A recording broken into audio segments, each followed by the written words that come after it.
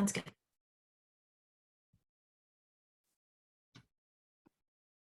We have a lot of people. Okay, good.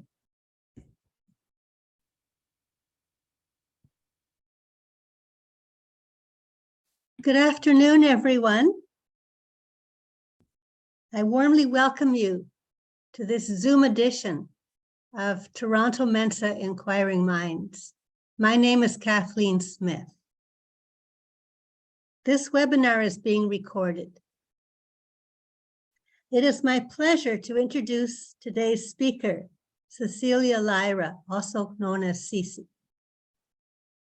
CeCe is the author of 3 novels, and she's an associate literary agent at P.S Literary Agency, where she represents adult fiction and nonfiction. In that role, she is looking for clients with whom she can build fruitful, lasting relationships. In the domain of nonfiction, CeCe represents titles written by journalists, TV personalities, influencers, psychologists, and professionals in a variety of industries. She represents memoirs, and there's so much to say about them that they would require a separate talk and will not be part of today's session. Today, CeCe will discuss how to attract a literary agent for a nonfiction manuscript and how to prepare that manuscript. I now present Cecilia Lyra and her workshop, From Idea to Book, Writing Nonfiction That Sells. Welcome, CeCe. Thank you so much. Thank you so much for having me. Is it all right if I dive in and share my screen? Oh, absolutely. Okay, we have a lot to cover and I want to make sure we're not wasting any precious time. Just give me 1 second. Okay, can you see my screen? Yes. Amazing. All right, so thank you so much for that introduction and thank you for having me. Thank you to everyone who is watching, whether live or the recording. I so appreciate it. It's still a little mind-boggling to me that anyone wants to hear what I have to say. So this is From Idea to Book, Writing Nonfiction That Sells. I do not like to talk about myself. One of the reasons why I am very happy in my role as literary agent is because I get to talk about my clients all day. But I understand that these things typically require an about me slide. So here you go. That's my dog. He's super cute. I'm biased, but it's still true. I'm obviously an agent, a book agent. I think too much. I love chocolate and I read books all the time. Before we dive into the content, the meaty part of this presentation, I would like to talk a little bit about our goals, establish them, if you will. So the first goal is to cover the elements of a winning nonfiction proposal. And don't worry, we will cover what a nonfiction proposal is. Another goal of ours is to understand the market, which is very, very competitive. I also am going to touch on some frequently asked questions and debunk a few misconceptions that I hear all the time about the publishing industry, specifically about writing nonfiction and selling nonfiction. But above all, I will try to add to the tools you will have to answer the question, can my idea become a book? Right? You have an idea, it's a really cool idea. I'm assuming if you're here and listening to me talk, it's because you're interested in writing a book. Maybe you've already written a book. But something that a lot of authors wonder is this a book? Like this idea that I have, maybe even this proposal that I already have, is it a book? Is it enough? So we will try to hopefully answer that question or give you the guiding principles so that you can answer that question, because it does obviously depend on each project. And I do want to say that my focus is on traditional publishing. I'm sure someone's thinking, as opposed to what? As opposed to self-publishing. Self-publishing is great. It is a perfectly valid route for people who want to do it. There are many reasons why someone would want to self-publish. Chief among them, in my opinion, the fact that you get to control everything. And for a lot of people, that's a good thing. But as a literary agent, my job is to take manuscripts and proposals and sell them to publishers. We're talking usually big 5 publishers here, the major publishers, well-established indie publishers. And so the advice I'm offering, the point of view I'm sharing, it is geared towards traditional publishing. Nothing against self-publishing, but not all of what I'm saying will apply to self-publishing. And I do want to make that very clear. We'll have time for a Q&A at the end. I'm long-winded, but don't worry, I'm timing myself and I'm not going to go over time.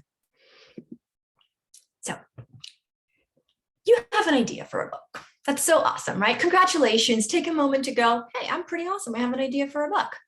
I do want to say something about ideas, and I hope that this will be taken in the spirit in which it is intended. Ideas are great. Ideas are so essential, but ideas are a dime a dozen. What do I mean by that? People have ideas all the time, right? Great ideas, not so great ideas. They truly are so common. And the difference between an idea and a book proposal is vast.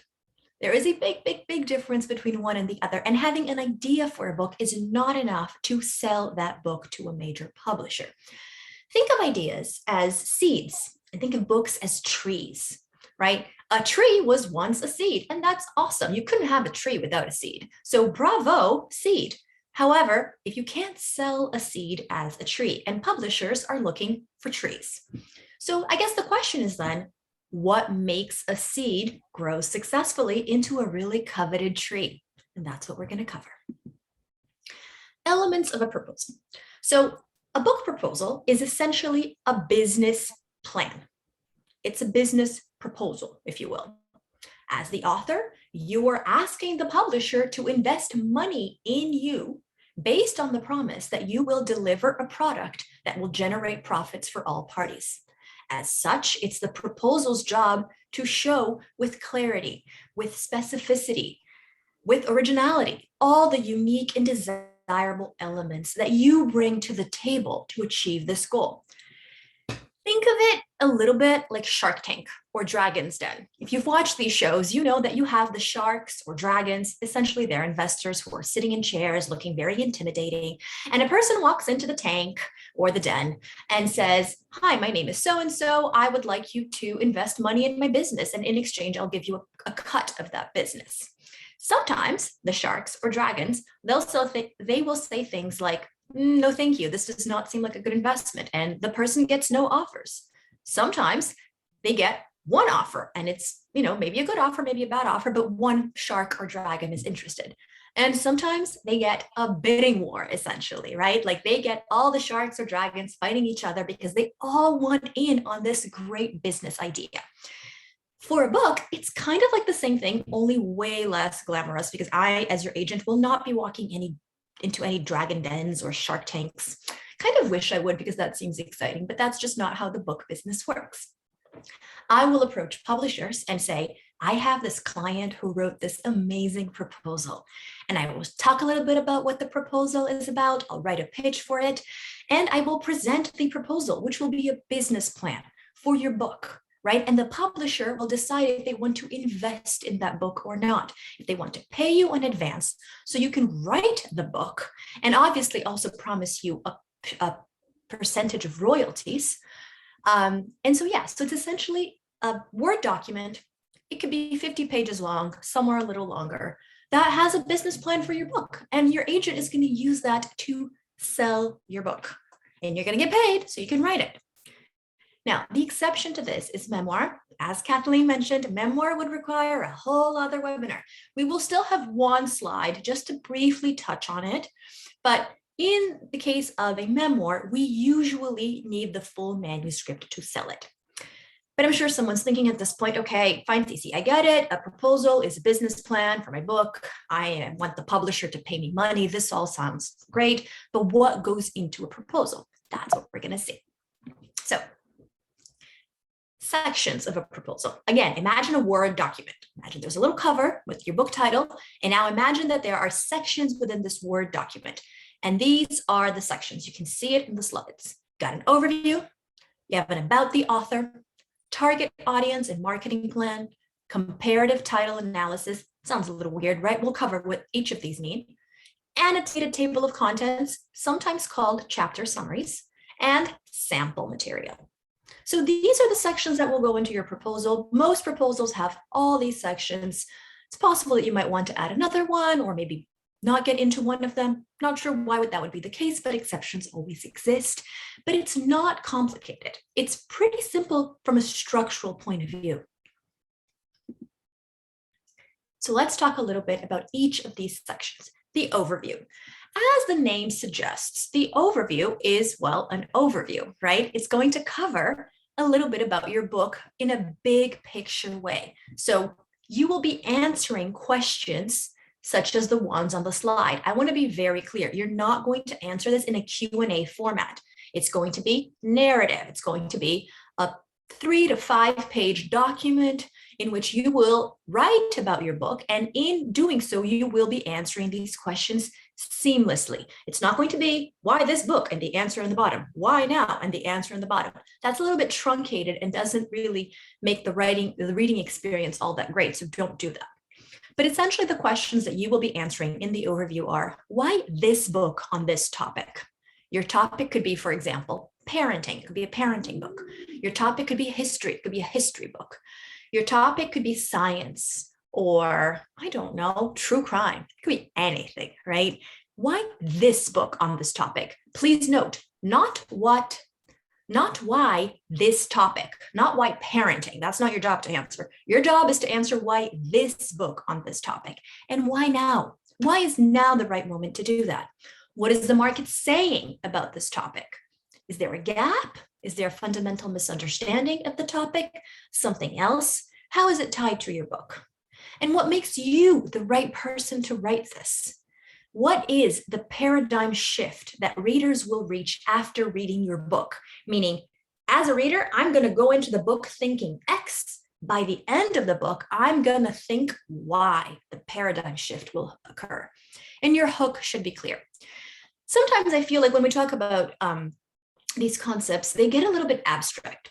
And we will see examples of recent sales, but I also want to create a fictitious example. And the reason why I'm creating a fictitious example is so that I can poke holes in it and it's not mean, right? So let's say that I have a client. Let's say that she is a psychologist and a relationship coach. Let's say she has a really great Instagram following, TikTok following. She has a wait list for her clients, and her main specialty are friendships, right? Which is a little different because a lot of relationship coaches and psychologists, they focus on families, they focus on couples, they focus on children. Friendships is not that common of a specialty. Now imagine that she comes to me and she says, I want to write a book on relationships, advice, and self-help sort of book, and it's about friendships. That's great, but that's a little vague, isn't it? You want a really specific topic. You want a well-defined hook because your hook should be clear. Now, if her hook is friendships are essential, that's not very original, right? Like that's a little bit like we know that. Who doesn't know that? If her hook is friendships are essential, but we don't pay enough attention to it, okay, that's a little bit better. But again, not quite as specific as I would want. But perhaps her hook, and a good hook is always provocative. Perhaps her hook is something like, look, friendships are great. Friendships are essential. We don't pay enough attention to it, and we should because it's important to our mental health. But here's the catch. The ideal way to have a friendship is with an expiration date. This idea that friendship should last forever, that's bad. That contributes to poor mental health, that creates unreasonable expectations, and we should stop doing that as a society. Now, that's a little surprising, and it sounds a little cold, friendships with expiration dates. So perhaps she has case studies. She has all this research and this original research that she has to back up her thesis. So that would be something that would be covered in the overview.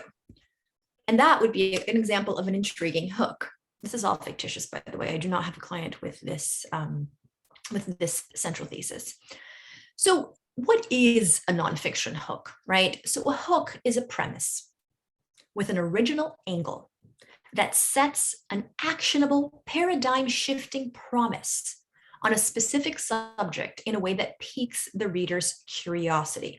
I'm going to read that again because it's a lot. So it's a premise with an original angle. Has to be original. Can't be something that we've seen before. That sets an actionable, paradigm-shifting promise. Promise to whom? To the reader, obviously. on a specific subject, right? Like you got to pick a subject. Again, parenting, psychology, pick your subject, but you need a subject in a way that piques a reader's curiosity. Now, this is, of course, the most subjective element. What piques one person's curiosity is not necessarily what will pique my curiosity. But to a degree, there are things that usually pique human curiosity. And it's your job to know what that is, and also your job to find your market. So, of course, maybe you're thinking to yourself, I would never want to read that friendship book. That sounds so boring. I'm not the reader for it. That's totally fine. But I feel like it's still fair to say that most people would be like, wait, what? Friendships with expiration dates? And that in and of itself is already your curiosity being piqued. A good hook, a strong hook will grab the reader's attention. Grabbing the reader's attention is very important. Again, talking about hooks, so important because books need hooks. But let's look at some examples of recent deals, right, in which you'll be able to see clear hooks for each of these projects. As we look at these examples, ask yourself the following questions. What is the specific subject? What makes the author an expert? What is the original angle? What is the actionable paradigm shifting promise? And how is it piquing curiosity? Here's a great example. Remember the questions. Specific subject. What's the subject? Obviously, parenting. You can see it right up top. Nonfiction, parenting. So we know the subject. What makes the author an expert? Well, that's easy. Look at the person's credentials. This is a psychologist. This person already wrote a book before. This person is a professor emeritus at a university, right? So then the next question becomes, what is the original angle? The original angle is that the author is arguing that nonverbal skills are the bedrock of social and emotional development. Nonverbal skills. Now, maybe you've never thought to yourself, what is the bedrock of social and emotional development? But a lot of people, when they think of social, the word social, they think of people who are extroverted, who are comfortable speaking, who are comfortable in a crowd. A lot of it is verbal, right? So there is a original angle here, which is that actually, just so you know, for social stuff, nonverbal is way more important. And remember the other question, what is the actionable promise, paradigm shifting promise? Well, you can see from the announcement of the deal that this author is offering parents and educators a set of strategies for helping children regain the developmental ground lost to COVID-19 and learning the nonverbal skills that they need to succeed socially in childhood and in their adult lives. So the promise to the reader is very clear. You will go into this book not knowing how to offer your kids these tools. You will come out of this book knowing these tools. Let's look at another example. What is the topic? That's a question we have, right? The subject, this is clear. You can see it at top, business, finance, economics. What makes this author an expert? I mean, look at this person's credentials. Advisor to the US Department of Health. That's impressive. Risk mitigation consultant. So their profession is clearly tied to the book's subject. And of course, the next question is, okay, so what's the original angle? And the original angle has to do with secrets. So this author is promising to reveal secrets to managing risk and preventing catastrophe using strategy, okay, for any socio-technical endeavor. Now, look at the range from preventing plane crashes to pandemics, avoiding medical mistakes, eating healthier food. This is a big idea book, right? And the author is proposing that they will offer all these actionable tools, all this original research. So we're ready to know what the promise is based on that. And of course, how is your curiosity piqued? My curiosity is piqued from the simple fact that the thing that can prevent a plane crash is also the thing that can make me eat healthier food. I'm like, what? That sounds very like Freakonomics to me, which seems very interesting. Another example, remember the questions we're supposed to be answering. This is science technology, okay? That's the topic. So we already know the topic. Topic is always easier. It's always right on top.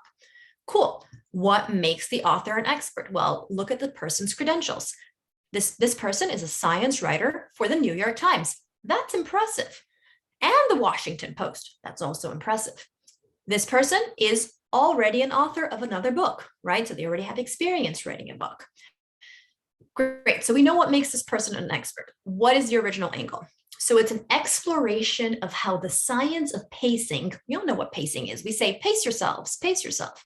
The science of pacing, traditionally used in athletics and sports, can be deployed in all facets of life to achieve peak performance and optimal mental, physical, and emotional balance. And this author is providing the original research featuring new findings about endurance and rest, new findings about mental skill trainings, and new findings about the application of surprising strategies. That word surprising is in there for a reason, I'm sure of it, for measurable results. So the promise is super clear. You can see the promise from that last clause alone. I am going to go into this book not knowing how the science of pacing, again, used in sports, can make me better at my job as an agent. But once I'm done with the book, I will have not only learned about all this new research, but I will also have all these tools, these really cool tools. So I don't know about you, but I want to read that book. By the way, these are all recent deals, as you can see, based on the dates. So these books won't be out for another 2 years or so. It depends on each title. Okay, so last example. What is the topic? What is the subject? You can see advice, relationships, self-help. They group these together. Amazing. What makes the author an expert? Super easy to answer. Look at the credentials. Harvard and Stanford trained child and adult psychiatrist. That is impressive, right? Amazing. Okay, so what is the original angle? Okay, so the name of the book is Three Friends of Winter, The Healing Power of Embracing Instability. It's already in the title. The original angle is you should embrace instability. That is counterintuitive. A good hook is typically counterintuitive because it's surprising. We live in a world where we value stability, right? Like we don't typically use the word stable to mean bad or unstable to mean good, but she is arguing embracing instability is good. Okay, so what's the actionable paradigm shifting promise? You can see based on the clause, she's drawing from clinical practice, patient stories, research, and public health work to help readers release their unrealistic longing for stability and open them up to a new mindset. So she's arguing that it's unrealistic.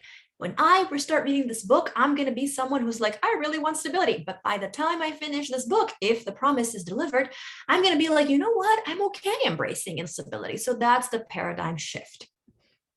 All right, so that's it with examples. But one thing I wanted to say is your hook will become your elevator pitch. What is an elevator pitch? You are stuck in an elevator with a literary agent or with a publisher or with, I don't know, a film producer, right? And they ask you, oh, cool, you have a project. What's it about? You don't go, oh, parenting, it's a book about friendships. You don't do that. That's boring. You're going to say your hook. You're going to say something that's surprising, that's counterintuitive.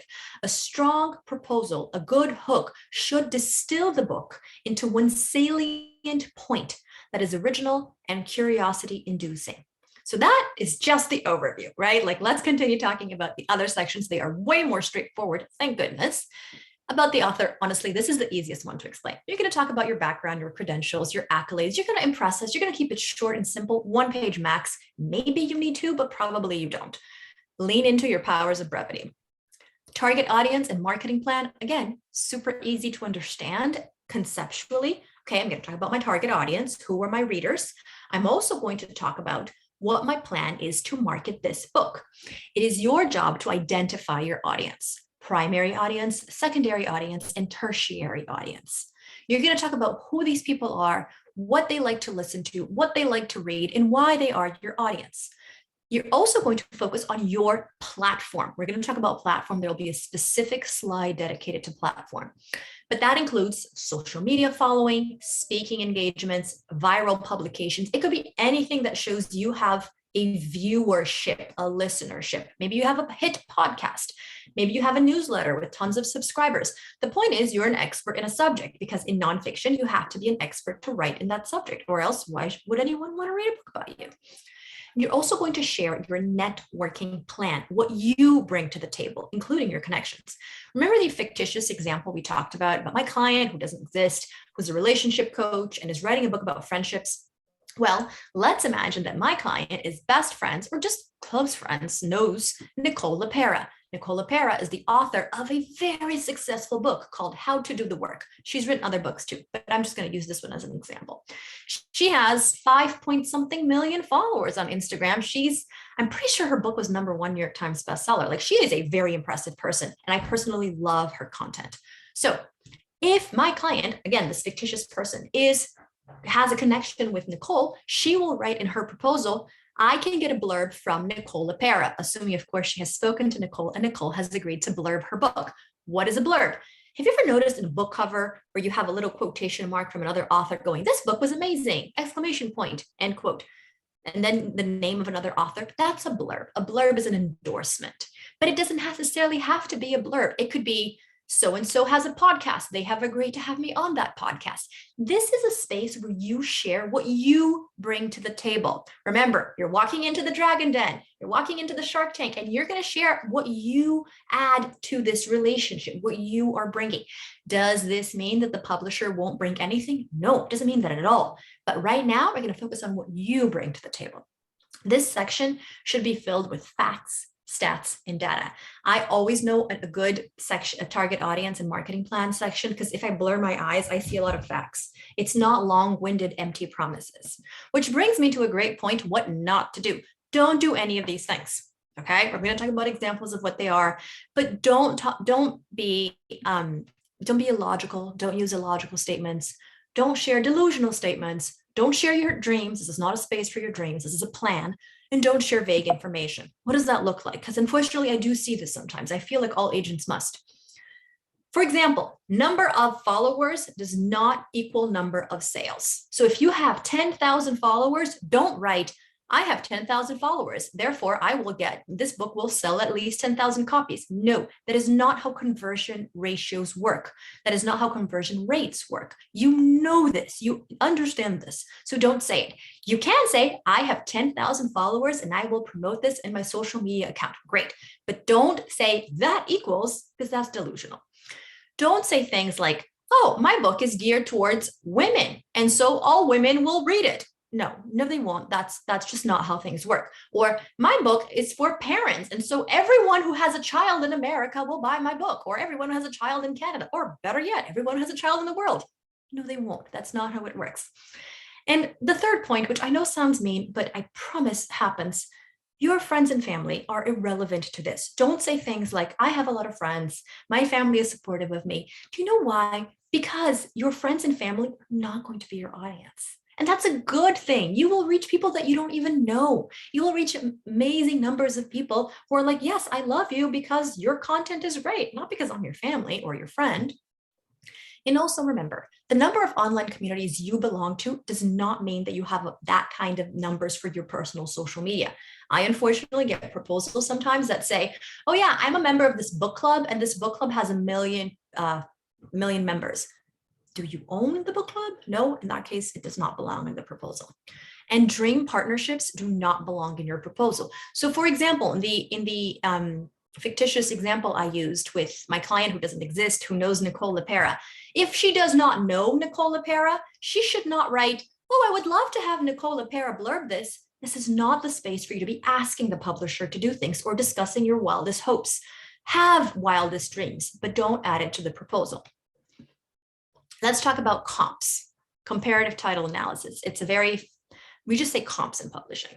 This is a very straightforward section. You're going to have 5 books, maybe 7, that are in conversation with your book. So you're going to write 2 to 4 lines on how your book is similar to each comp and how your book is different, how your book goes beyond. Don't add too many, like I said, 5 to 7, because you don't want to give the impression that the market is saturated. And of course, focus on recent books, because if you mention a book that was published 20 years ago, unless that book is still doing really well, still hitting the bestseller lists, it's probably not relevant. And of course, select books with strong sales, because you don't want to be selecting books that don't do well, because the publisher is going to look at these books to see, oh, is there a market for this person's book? Let me see what comps they chose. If you choose comps with bad sales, you're saying there's no market. And of course, choose books written by people with similar credentials to you. I unfortunately get this all the time. A proposal that has, oh yeah, this person, like for example, here's an example, Michelle Obama's memoir. My book is going to sell as much as Michelle Obama's memoir because I also talk about the same themes that she talks about. No, because were you First Lady of the United States? If you were, by all means, use that comp, but probably not. If your comp is written by a Nobel Prize winner, are you a Nobel Prize winner? And if they won the Nobel Prize after publishing the book, that's okay. I just mean at the time of writing the book. Here's another section, annotated table of contents. Now, as I'm sure you can remember, this I said, it's also called chapter summaries because guess what? It's a summary of each chapter. It includes the meat. Remember the hooks we saw, the original research, the case studies, the patient stories, the secrets. This is what you're going to include in the summary of each chapter. And when viewed together, they present a roadmap of your book. I should be able to look at that annotated table of contents and see how the analytical components of the book add up to more than the sum of their parts. And I should also go, oh, lots of readers are going to want to read this. And the last section, sample material, at least one full chapter. Okay, but I would include 2 to 3 fully written out, fully polished chapters. Watch out for length. In the overview section, that first section we saw, you will include expected length and delivery date. So for example, you will say something like, the full manuscript will have approximately 80,000 words, and it will take me 8 months to deliver as of the execution of the contract.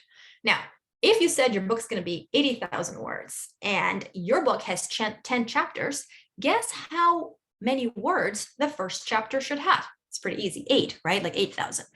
So don't include the first chapter with way more words than an average chapter should have, because it tells the editor who's going to read this that, I'm concerned. Are you going to deliver the word count you mentioned? And please remember, the writing needs to be spectacular. Unlike a talk, in this talk, you can't just hear my words.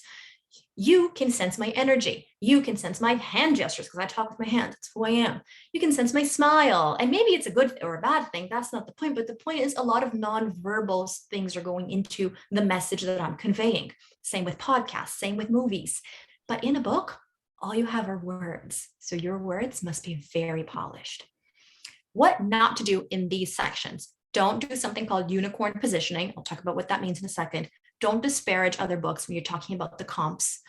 Don't reveal nothing or everything, and don't assume readers are simply going to read. Here's what I mean by that. A lot of people do the unicorn positioning, which is this. Oh, sorry, CeCe, I can't include comps because there's no other book like my book. That tells me that 1, you don't know what comps are, or 2, you have not done your research, or 3, you are a delusional person. Don't do that. Why? Because of course there are books that are in conversation with your books. There's no such thing as a book that is absolutely, truly unique. Work hard to find those comps. There's no excuse for not finding comps. Don't bash comps. This happens also. Not that common, but it does happen, where I will read a proposal by someone and they say, oh yeah, these are the 5 comps for my books and they're good comps, I'm excited. And then instead of talking about how their book is similar and how their book goes beyond, they bash the comps. They say things like, oh yeah, this book totally missed the mark. It was so boring. My book's going to be interesting. And this book was so long-winded and my book is going to be, brief and snappy. Even if you feel that way about the comps, don't say it. Do you know why? First of all, it's not nice. But more strategically, more intelligently, what if the editor who was reading this worked on those books or knows someone who did? Like, that's just a red flag. Don't do that. And please remember, a summary should summarize, right? Aim for a preview, not a promise. You're not going to say something like, this will be a cool chapter that will be really interesting. That tells me nothing. Include the meat, preview, not promise, and put in the time to make it succinct. A lot of people think that writing more is better. No, your chapter summaries should be about 1/3 of a page, maybe half a page. Don't go any longer because it actually takes more time and more work to make something brief. And you have to put in that time and work.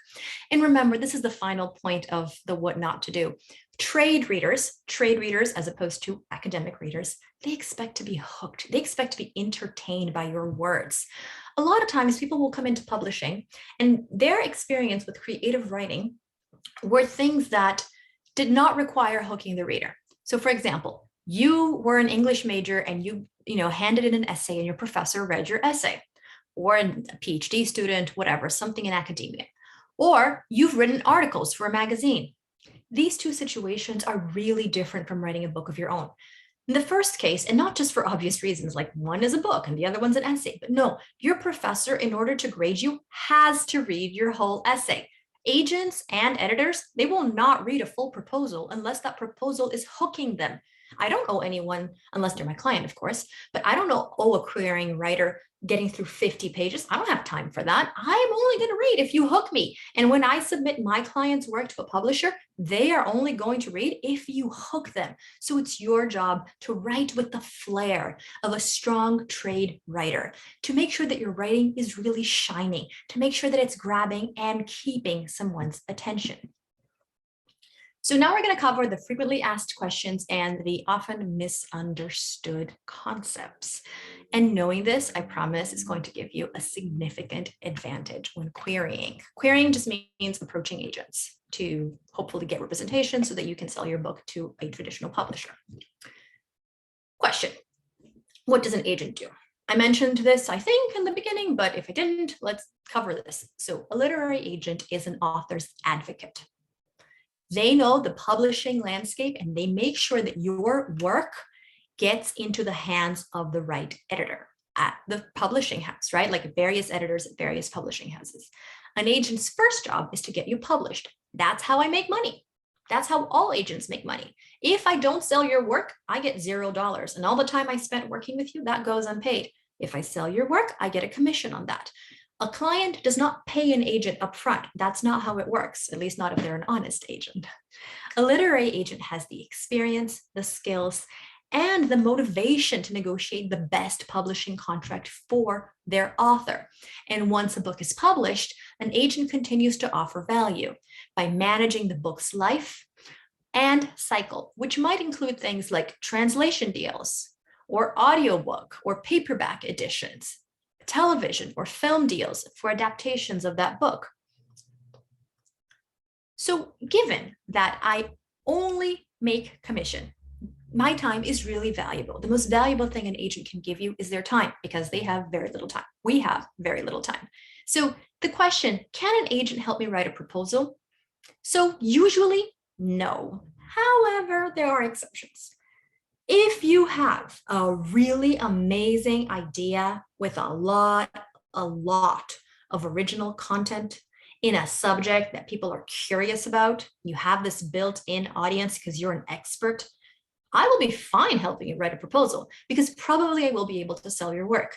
But if you have an idea that I'm not quite sold on how it would even be sellable, and I would need to read a full proposal in order to understand, then probably not. It does depend. There's no one size fits all answer to this. But in general, it's your job to write the proposal. I will still give you notes on it as your agent, assuming we work together. Any agent that you sign with will still give you notes, but it is your job to create. You are the creator after all. I'm sure at least one person is thinking to themselves, but CeCe, do I need an agent? Can't I just approach publishers directly? So the answer is, again, it depends.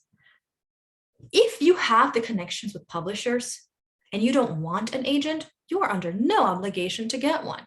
I know people who don't want agents, and that's fine. I know people who have the connections to publishers are calling them, and they still want an agent. I am biased. Let's be honest, I am an agent. So I think that we offer great value. I think that we pay for ourselves so many times over, right? I think it's really important to bring an agent in. But again, if you disagree, that's okay. Just remember, most publishers will not, major publishers will not take unagented submissions. There are exceptions to this, right? Like if you become a big expert in your field, they'll talk to you. Of course they will. What is not an agent's job when it comes to putting together the proposal? The main thing is writing the sample material. Also kind of includes line editing. The sample material is your book. That is your job to write. We often help writers put together the other sections of the proposal just because we've done it so many times and we know what editors want. Of course, you still have to give me the content because I can't make up the content. But if I have the content, I can bring a lot of value when it comes to putting those other sections of the proposal together, assuming we're working together from the ground up. When it comes to writing the book itself, that has to be you because you are the writer, you are the author, you are the creator of that work. And another question that I wanted to touch on is, what do agents want? Because people ask me this all the time. I don't mean to be facetious, but the answer to that is everything I've talked about. I want someone who's an expert in their subject, who has a great idea for a book, who has all the meat, all the original research, all the content, all the case studies to write that, right? I want someone with strategic long-term thinking because I think I bring that to the table. And so I want a partner who's going to be in the same way. Essentially, agents want something they can sell because that is our job. Our job is to sell. Which begs the question, okay, you're telling me it's a competitive market. How can I stand out? The first thing I'd say is make sure that you actually are an expert in the subject that you are intending to write on. We'll have a slide about this in a second. That's the first thing. The second thing is, okay, do you have an original angle? And the third thing is, do I have enough meat to make this a whole book? If you can check those three boxes, you will already stand out because a lot of people think that they have a nonfiction proposal when they don't check all these boxes. And I personally feel that you should be checking these boxes. And the question, how can I be sure I'm not raising any red flags? Again, if you look at the slides, the cute little slides with the boxing gloves, not doing these things is already great. But the main thing to keep in mind is this is a business interaction. Writing is the passion project of so many people. And so sometimes I feel like that situation makes everyone emotional. I'm guilty of it too. And sometimes we forget this is a business relationship. So being professional goes a long way. And I don't have to tell anyone here to be professional, I'm sure. But these things matter. These things go a long way in making sure that you're causing a good impression. So remember that first slide when I was like, okay, you have an idea. Ideas are great. How can I be sure that I have a good enough idea? Take out your book proposal if you already have one. And if you don't, take out the book proposal that probably exists here and ask yourself the following questions. Have I done extensive research on the subject? Meaning, I've looked at every book out there, every single thing out there. Why? Because I need to be sure my idea is original. If this book has already been written before, your research will tell you. If you do proper research, you will know. So have you done that research? Do you have an original idea? Yes, amazing. Go to the next question. Are you able to distill your central thesis into one intriguing point? Do not despair if the answer is no, because I know a lot of people who actually have a thesis, they just don't see it because they're so close to it. But you have to have that salient point, that salient intriguing point, that original angle I talked about with the paradigm shifting promise. You have to have that. It is normal to write 50,000 words and only find out what that thing is after you've written all the words. And then you go back and you rewrite it again. That is normal. Writing a book is not an efficient process from the point of view of your time. It's just not. That's not how writing works. Is this thesis, the central thesis, that's super counterintuitive and surprising? Let's use the fictitious example of friendships should have expiration dates. We should live in a society like that. Now, is that thesis identifiable in every single chapter summary? And in a way that new layers are revealed in every single summary. So of course, chapter 1 would be something like why friendships matter and why this idea that friendships should be forever is the problem. But chapter 2 should go beyond that. It should still focus on the thesis because the whole book is about the thesis, but it should go beyond. A mistake I see is people essentially repeating the same idea in different words all through these chapter summaries, when in fact, every chapter should add another building block that's forming the tower of your book. That is very, very important. For example, again, in this fictitious example, maybe by chapter 6, we'd be like, and so I'm suggesting friendship contracts. Maybe the person saying that our friendship contract is a good thing. Probably should have case studies in each of these chapters, which would make me very curious to know about friendships that had an expiration date, friendships that didn't. And is there enough meat to support everything that you're saying? Original research, case studies. You have to have meat. How can I be sure that the market wants my book? Listen, if you're an expert on the subject, you know your market. Please remember this. No one becomes an expert because they wrote a book. They write a book because they're an expert. I think it's very important to keep that in mind. And the demand, if the market wants your book and you're an expert, probably there's demand that reaches you. It could be DMs on social media. Your fans want to know. It could be a wait list. Let's say you're a relationship coach, like this fictitious client, and she has a wait list, a huge wait list. It could be requests for quotes from the media. It could be sold out events. It could be, again, a hit podcast. It could be anything. And don't lose sight of the exchange. Readers are going to spend $30 on a book, and in exchange, you're going to entertain them for a long time. So yes, this has to be an entertaining book, even if it's nonfiction. Does platform matter? I want to take a second and say platform matters because part of your job is to bring your expertise to the table. A proposal is a business plan, and your platform is part of what you bring to the table. Do you have an audience? Are you recognized as an expert? Even if you have 0 social media followers, do you have original research on a topic that people are already curious about? That's platform. Platform could mean bylines. It could mean speaking engagements. It could mean subscribers to a newsletter, TV appearances. It's not necessarily social media numbers. If it is social media numbers, though, make sure to include engagement because engagement matters more than numbers, and your growth. And make sure that your social media is in conversation with the topic that you're writing about. I remember a publisher once telling me that they passed on a proposal. The person had millions of followers, like 10 million or something, but their social media was pictures of them in swimwear walking around. And the book was about something completely different. So there would be no reason for the social media to offer any kind of good conversion. For people who have queried their proposal already to agents and who didn't get an agent, and maybe you're asking, why not? There are a few reasons why this might have happened to you. Obviously, I can't speak to your specific reason or your specific book because I haven't read it. But these are the most common reasons. 1, the proposal is not ready. It's underdeveloped. Remember, you're aiming for a preview, not a promise.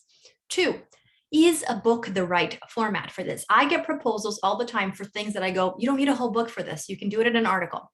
Or a book is not the ideal format, in my opinion. You could have a podcast about this. Does it lend to the full-length written form? Maybe your idea is too niche. Publishing is a business, and as such, it needs to have enough buyers to make money. Is there a wide enough audience for your book?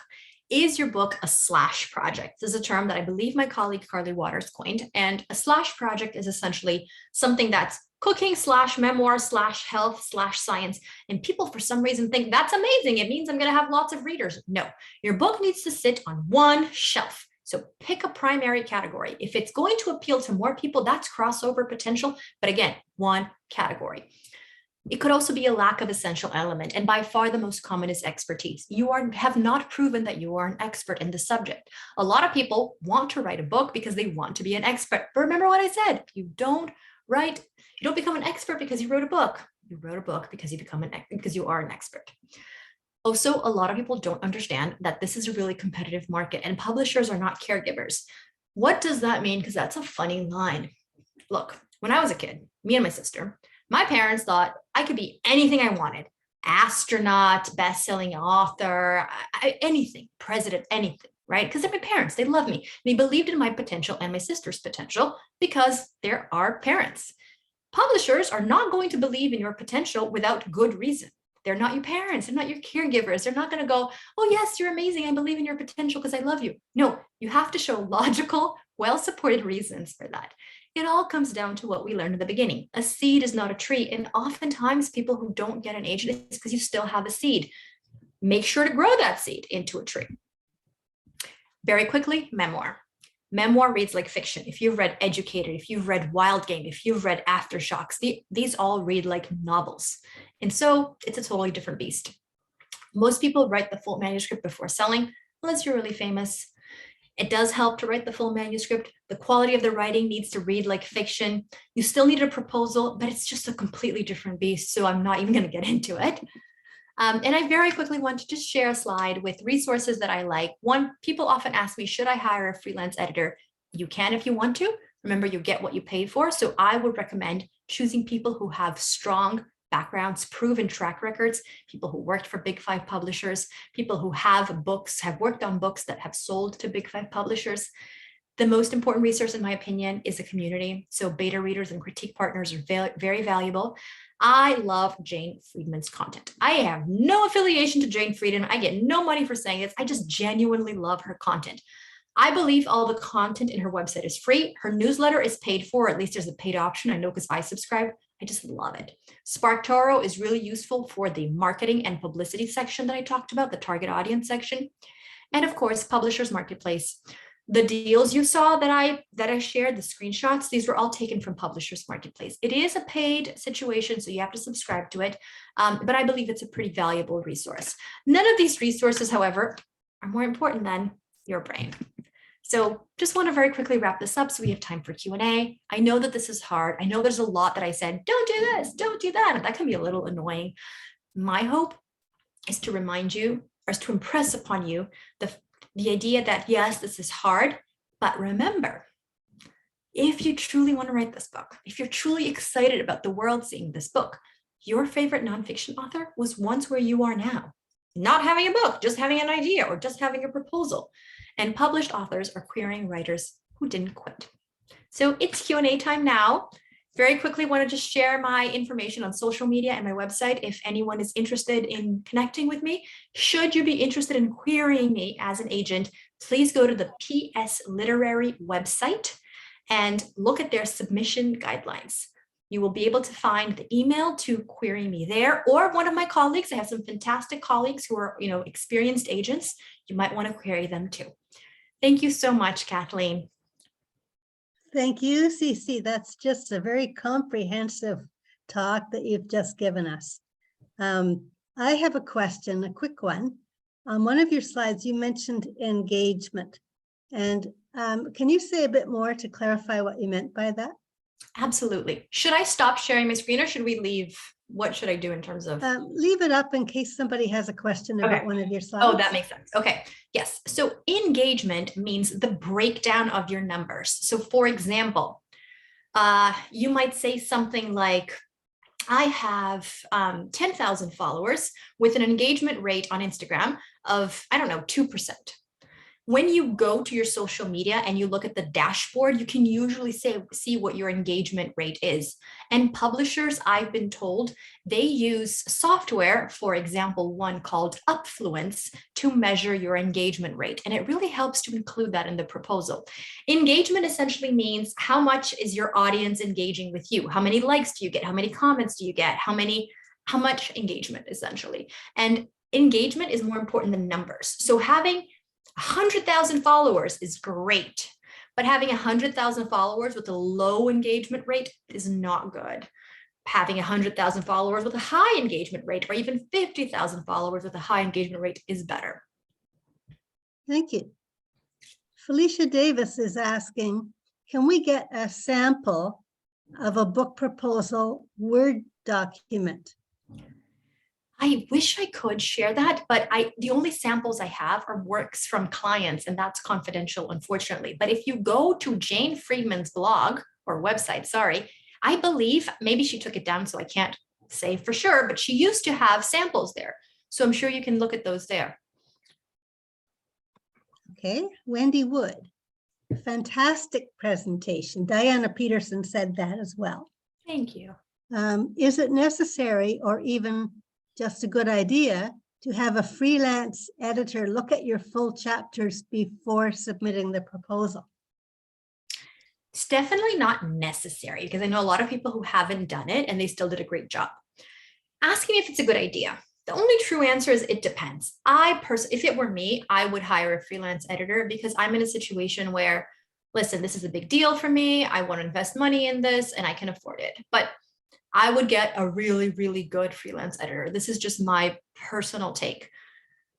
I think that at the end of the day, only you know what's best for your book, but it is a good idea, an excellent idea, to have your book be top quality, top quality. What you're going to do to get there, whether it's hiring a freelance editor or, I don't know, knocking on your sister's door, because maybe your sister is a great reader and has great notes.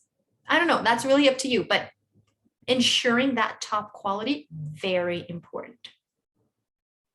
Thank you. Susan Joyal Coleman, can you explain the difference between primary, secondary, and tertiary readers? Yes, absolutely. So it's primary, secondary, and tertiary audiences. It's just like fancy word to say who is like the main core of your audience. So for example, the main core of your audience in this fictitious book about the friendship and the expiration date might be. So my followers, they're women ages 18 to 35, and they listen to podcasts like I'm Not Your Shrink, and podcasts like I'm blanking on podcast name, but they listen to these podcasts. They like these TED Talks. They enjoy these books.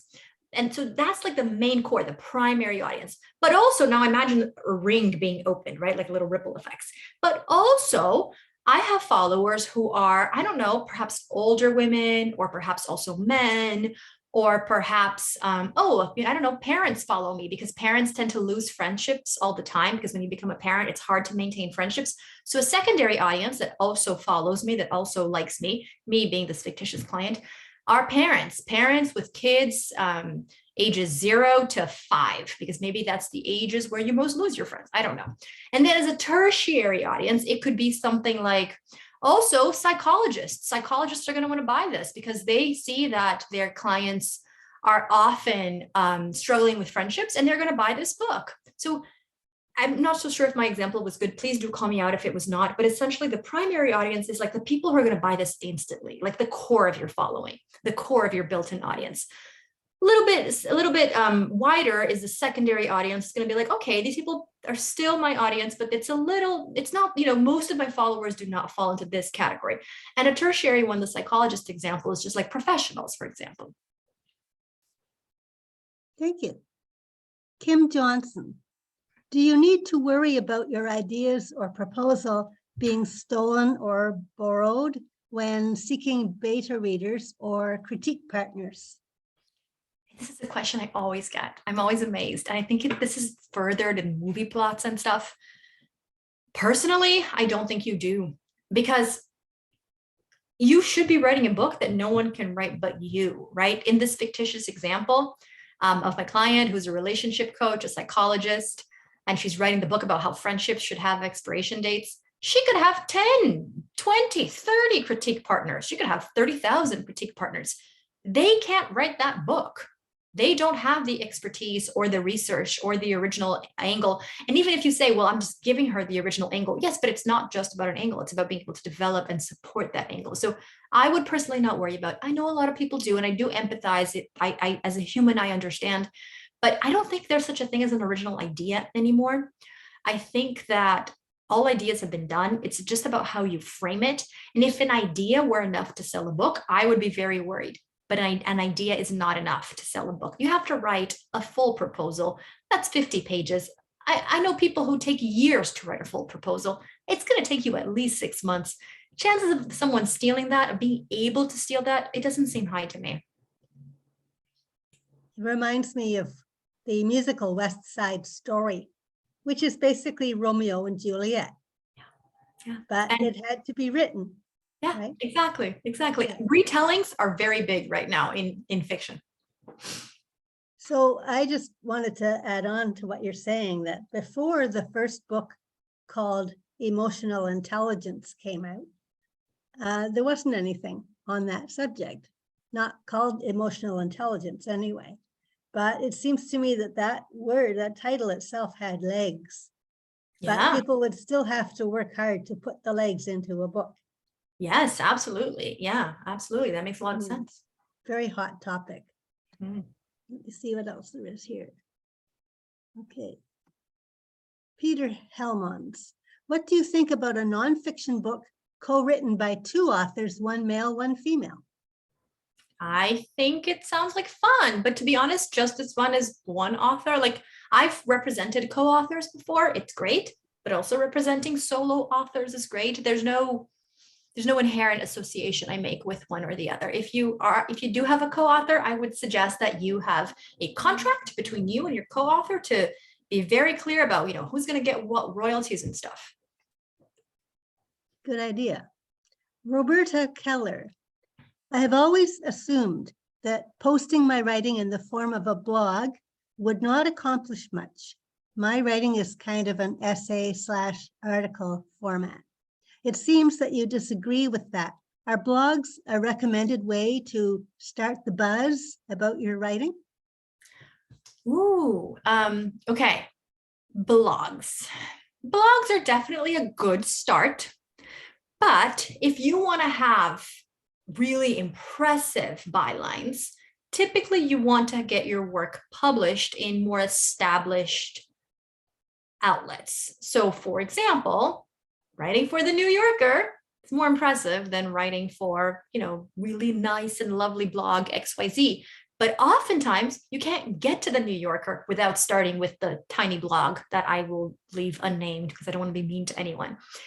So I would just say flex your writing muscles, honestly. And yeah, blogs are great. They're a stepping stone. I would think of them as stepping stones. I'm sure there are some huge blogs out there, but I'm imagining based on your question that you're talking about not so famous blogs. The more famous, the better, of course, but it takes time to get there. It's not a fast thing. And I do want to very quickly, Kathleen, I apologize, but I saw someone said the Instagram account tsnotya was not found. Is it spelled right? That's the Twitter handle. The one above is the Instagram account. The one that says the S about writing, I'm not going to say the word. This is my podcast. I have a podcast with two other people, Carly Waters and Bianca Murray. And so, yeah, the tsnotya is Twitter. Sorry about that. I should have clarified it. Okay, good. Peter Helmond says, thank you for the suggestion about the contract. I had not thought about that before. Awesome. And Susan Joyelle Coleman, there's many eloquent thank yous, which I will be sending you, Thank CeCe. you. Susan Joyelle Coleman says, wonderful presentation, on point, funny, warm, thank you. Hoping we'll have the opportunity to hear another presentation from you on fiction books, and I'm adding maybe on memoirs. Any good resources to mention in the interim on fiction gosh, books? so many. For fiction, I have so many. Okay, I love Save the Cat Writes a Novel. Love, love, love that book. Again, I'm not affiliated to any of this, okay? I make no money. I would never do that. 2, I love Writer's Digest magazine. I subscribe. I think it's very useful. 3, the Describer's Dictionary, very useful. Emotional Thesaurus, very useful. I offer classes on the craft of writing, and so do my co-hosts, Carly Waters and Bianca Murray. I'm going to give a shout out to my own podcast. This is the only thing I'm affiliated to, obviously, other than my own classes. But I'm not going to say the name because it has a curse word in it, and I don't want to offend anyone. You can see the name on the screen. It's the S no one tells you about writing, and S does not stand for stuff. So you can look that up. We have a website, and I think it's pretty great, but I am very biased. And then let me see. Looking at my shelf to see if I have any other fiction. No, I think that's it for fiction for my top. Oh, Jane Friedman. Jane Friedman is good for fiction and nonfiction. Love Jane Friedman. Oh my gosh, Courtney Mumm. I forgot about Courtney Mumm. Courtney Mumm's book, Before and After the Book Deal. Very useful. I think I can fit this one in before it's pumpkin time. Wendy Wood, is it possible to write about a specific nonfiction topic as an expert, but using one's own lived experience as some of the case studies, or is it better to just write a straight memoir? Excellent question, Wendy. Both are fine. The one that's better is going to be the one that's best executed. And unfortunately, I would have to read each one to tell you which one is best executed, in my opinion. I will say that probably, this is just a gamble, based on the current market, Memoir Plus is very hot. Memoir Plus is part memoir, part something else. So that seems to be what you're describing. So I think I would look into Memoir Plus. So part memoir, part expose, part memoir, part, I don't know, social reckoning. And so, yeah, I think I would do that if I were you. Okay. And Peter Helmans gets the last word. What, in your experience, is the average time from idea to proposal to book for first-time authors? I will say the average time, in my experience, from sitting down and starting, not from idea, because sometimes you get an idea 10 years before and you don't do anything about it for 10 years, right? I think at least the average, probably a year. Some people can do it in 6 months. Some people take 2 years, but I would say average 6 months for a full, very, very strong proposal. Yeah, 6 months. Because people have other commitments, right? Like you're not spending 24 hours a day writing your book. You have a job, you have a family, you have friends that maybe you'll have an expiration date for because of the fictitious example.